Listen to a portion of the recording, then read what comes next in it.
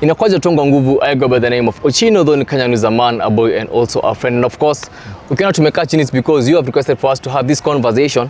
And of course, if you're an ardent follower, ardent supporter of Bunge La Mwananchi, you realize that we had elections in the past 1 week. Na saizi, I'm very privileged to sit down with the new speaker of Bunge La Mwananchi, Boni Seme. Yeah. Speaker. Sansan. Karibu. Sansan. From the first time that I came to Bunge La Mwananchi, I saw you as a young guy who was very articulate on the podium of Bunge La Mwananchi. And when the elections came, ukajitoa nje, ukasema you want to vie as the speaker of Bunge La Mwananchi. And finally, you've been able to be elected by the members of Bunge La Mwananchi, and you're now the new speaker of Bunge La Mwananchi. Yeah. Generally, how has Bunge La Mwananchi been for you in this new position as speaker? What are you looking forward to achieve during your 2 years tenure as the speaker of Bunge La Mwananchi? Well, thank you very much, Bwana Ochino. How I see Bunge La Mwananchi, I see it as a platform, as a garden, seedling garden that nurtures the upcoming leaders of this country. And I've been privileged enough to be elected as the new speaker of Bunge La Mwananchi, actually nationally, because we have Bunge La Mwananchi chapters all over this country. We have Kitengela, Githurai, Busia, Siaya, Mombasa, we have Changamwe. So I'm the new face.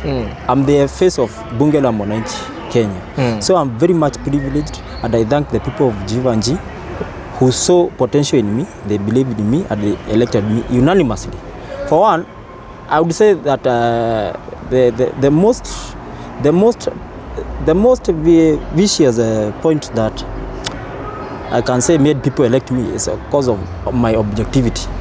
I've never stepped on that platform and raised propaganda for TikTok likes or for content creation. I was so much objective to a point that my fellow young people, the Gen Z, we were at loggerheads with them. Because for one, I saw some infiltration in the group of Gen Z. I saw propaganda being propelled against their country, against their government. And when I pointed out some of the issues of how I would doing these things in such a manner, they labeled me a traitor or kind of manner of names.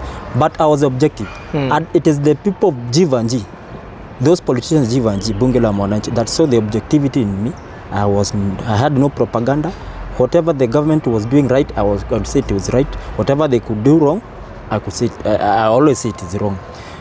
So I believe my objectivity made me people believe in my leadership, and they elected me unanimously. So going forward, I will look forward to the spearheading debates that are people oriented, debates that have facts, no more propaganda. You know, Bunge La Mwananchi has been for a long been mistaken for being a propaganda platform.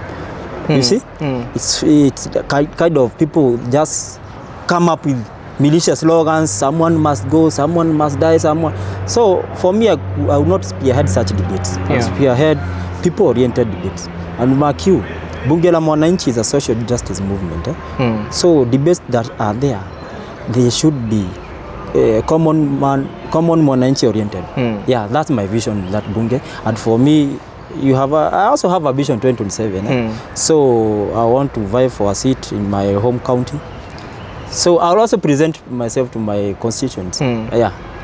So considering that Bunge La Mwananchi is a very crucial or a very impactful social common Mwananchi drive force, and you're in the Bunge La Mwananchi history, you're, if not the youngest speaker, I believe you're the youngest speaker or one of the youngest speakers to ever be elected in one of the most peaceful elections of Bunge La Mwananchi's history.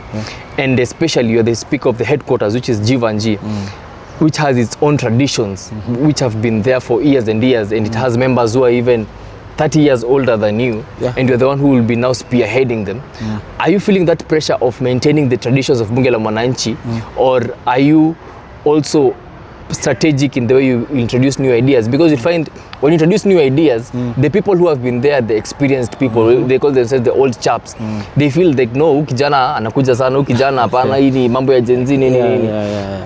Are you very conscious of that fact to be labeled as Gen Z anakuja na mambo mingi? On how will you be able to balance between tradition and new innovations, so that you don't also disappoint our Gen Z wenye meku-support, and also you don't threaten the old guards who have been there? Thank you very much for that question.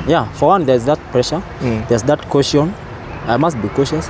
But for one, change is good as rest.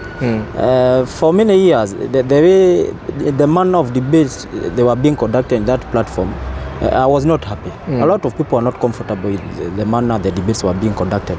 So for the past 3 days, I've conducted very, very engaging debates. Bunge La Mwananchi is a debating platform. It is not a platform to come and give speeches. It's a platform to debate.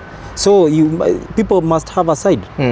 Despite people in Bunge La Mwananchi having political affiliations, sometimes you'll be shocked that I managed to bring the house to a common debate.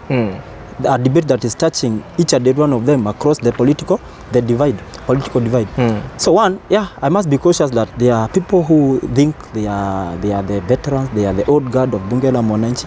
But I'll shock you, Ochino. My support was across the divide. Even those who are Zs, they are the ones that are holding my hand and supporting me. And even I would like to thank my President Oyugi. He believed in me. He's way much older than me, but he believed in me. There were more older aspirants than me that wanted his support, but he chose me, so I'll support him. And for me, new ideas are welcome. No one should be agitated about new ideas. Even we have the administration of William Ruto. People are comparing him to his predecessors and the like. But each and every administration has its own way of doing things. So now that also in Bunge La Mwananchi, you're also serving under a new leadership, under a new presidency, under President Lawrence Oyugi.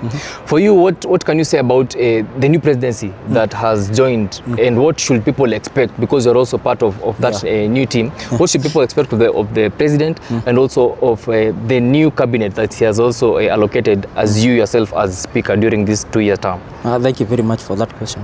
What you should anticipate from the new leadership headed by Lawrence Oyugi is people-oriented discussions, discourses that are touching the common Mwananchi. You know, people online thought that a certain candidate would win because of his popularity online, but shock unto him because the politics in online politics is very different with ground politics. That's why Oyugi gave them a wide margin.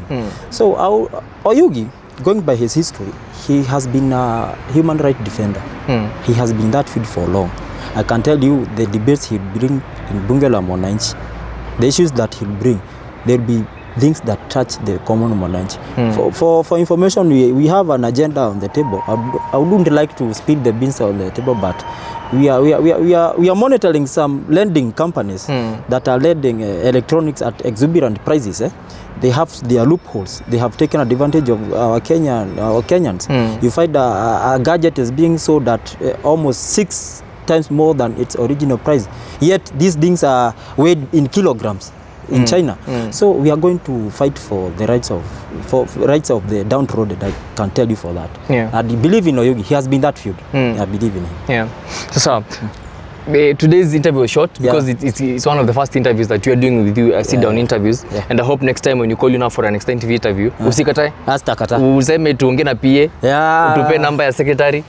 In fact hata ya mwisho nikimalizia pale nataka kufanya ikue, you know, Bunge La Mwananchi, it has been associated with testosterone. It's a male field. No, I want to encourage a lot of females to come and start debating that platform.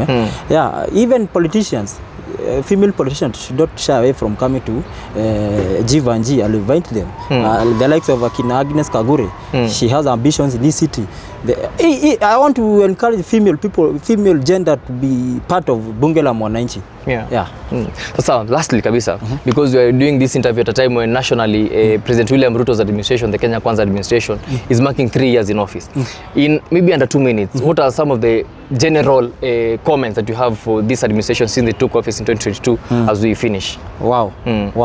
That's a very crucial, important question you have asked me. I have so much I can say about William Ruto. William Ruto at 3, I can say he has achieved a lot, but there's somewhere he is failing. One, you know, politics and in governance, it's about perception. You can be working very hard for your wife, but if she perceives you are not doing what she is expecting, perception, she definitely say, huyu mtu afanye kitu yote, because it is perception. So communication strategy of William Samoei Ruto must change. He must use these platforms, this People's Assembly platform, there are people who can articulate issues, who can see what he has done in those years. Because to me, he has done quite a number of things. But the manner of which those things are being explained to the public, that's where he is failing. Yeah, he should improve on his communication, because despite how the cook is good behind the scenes, if the people at the restaurant perceive that cook is not doing the right work, trust you me, they will have all manner of propaganda against the cook, despite the cook being the best cook in that restaurant. Yeah, so communication hapo angalia sana. And he should not ignore these platforms. These are the platforms that are shaping the political narrative in this country. People are more enlightened, I can say specifically. Sasa speaker, nadhani nitazoea, unasemanga zoea speaker wako mapema. Zoea. Sasa speaker, tumeshukuru sana. We are looking forward to seeing how you'll be running debates in the flow of Bunge La Mwananchi Jivanji, and we're wishing you all the best as Team Story na Ochino. Na ikiendelea mbele pia, as you said, when the gender pay na balance kidogo, it will be very good also for that platform. Na pia you yourself also 10 years from now, when you will be somewhere maybe as the MP, as the MCA of your area, ukikaa pahali, I want you to look back and say that nikiwa speaker, I did this and this and this. Na you'll be proud also for that. Na kwenye umefika already, that platform ya kuchaguliwa kama speaker, is not a mean feat. Na we also congratulate you again. Sasa, shukran for coming. Next time. Usitufunge madirisha kama vio. You always welcome hapo to cover you are part of Bunge La Mwananchi, in fact. Sasa, shukran sana.